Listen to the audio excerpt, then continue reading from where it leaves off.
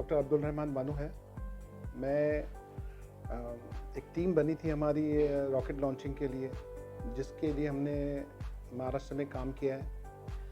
तो ये वो रॉकेट है जो हमने सिंधुदुर्ग में इस्तेमाल किया था, जो 500 मीटर्स के लिए हम उसको उड़ाए थे। तो ये जो आर्टिफिशियल रेन है उसके लिए रॉकेट बनाया गया। इस रॉकेट को बनाने में एक हमारी अच्छी खासी टीम थी, 10 लोगों की, जो हम इस पर काम करते थे।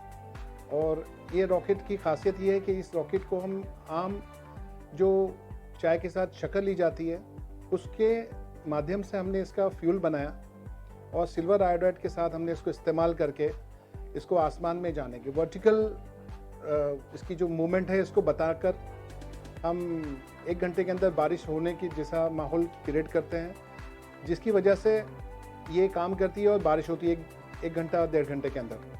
तो इसका टेस्टिंग हमने सबसे पहले सिंधुदुर्ग में किया। उसके बाद में हमने इस टेस्टिंग को आगे ले जाते हुए बाद में सांगली में किया, जिसमें हमने करीब 40-50 हज़ार दर्शक थे जो इस रॉकेट को आसमान में उड़ते हुए आम देख सकते थे, जो शायद अभी तक किसी ने भी आम रॉकेट को आसमान में जाते हुए नहीं देखा है, जिसको हमने आसानी से लोगों को बताया 500 मीटर्स की दूरी पर रहकर कि ये रॉकेट ज़मीन से आसमान की तरफ कैसे जाता है और कैसे अपना काम करता है, जिसकी वजह से आम आर्टिफिशियल बारिश होने को देख सकेगी। आम जनता, आम लोग इस चीज़ को देख पाएंगे। उसके बाद में परमिशंस वगैरह लेके बाद में हमने नासिक में इसका टेस्ट किया। नासिक में येवला जगह है जहाँ पर हमने इसको टेस्ट करके सक्सेसफुली इसको भी हमने आर्टिफिशियल रेन कैसे होती है लोगों को बताया, और इसका टेस्ट करके हम कामयाब हुए हैं। तो ये एक ऐसी टेक्नोलॉजी है जो वर्टिकली काम करती है। नासिक में ऐसा हुआ था कि बहुत सालों से, कई साल, मतलब मैं तो कहूँ 2-3 डेकेड ऐसे थे जहाँ पे बारिश कम होती थी, 2-3-4 मिलीमीटर होती थी।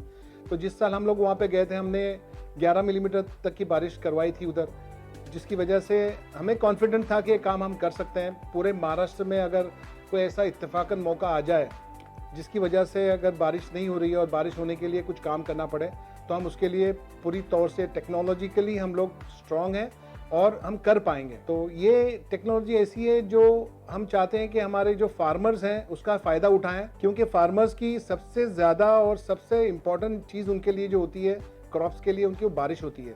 और बारिश अगर वक्त पे होगी तो मेरे ख्याल में उनको बहुत ही आसानी से अपने क्रॉप को सही तौर से कंप्लीट करने में और मार्केट में ला के उसको बेचने में काफ़ी आसानी होगी।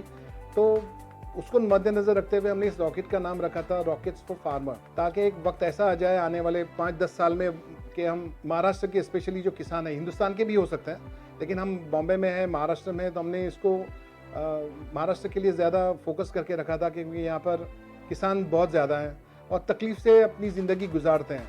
तो उसको आसान करने के लिए बहुत अच्छा मीडियम था। ये हमारा मिशन था और ये हमारा मिशन है और हमेशा रहेगा कि जब भी हमको इस चीज़ के लिए आगे आना पड़ेगा तो हम अपनी खुद सोच को लेके हुए इसको हम आगे आएंगे और we can contribute towards the farmers of India. Making cost तो इतनी ज़्यादा नहीं है, क्योंकि हम इस पर बहुत ज़्यादा रिसर्च करते हुए अब पहुँचे हैं कि अब हम इसको अलग टेक्नोलॉजी लेवल पे ले गए हैं। अभी तो हमने इनको ड्रोन के ज़रिए भी हमने आर्टिफिशियल रेन का टेक्नोलॉजी को खोज निकाला है, ताकि वो हमें और आसानी से काम करने को मिल सके। जैसे अगर हम 3 किलोमीटर तक की ऊंचाई पर इसको ले जाना चाहते हैं, 3 किलोमीटर की ऊंचाई को जाने के लिए 15 सेकंड लगते हैं, तो वो हिसाब से हमें इसकी डिज़ाइन करनी पड़ती है। मेरे ख्याल में ये बहुत ही आसान है हमारे लिए। अब जब टेक्नोलॉजी हमारे पास आ गई है, हमारे हाथ में है, तो ये टेक्नोलॉजी जो शुगर से ये रॉकेट जो आसमान पे जाता है, ये एशिया में हमारे पास इसकी टेक्नोलॉजी है, और हम इसको उम्मीद करते हैं कि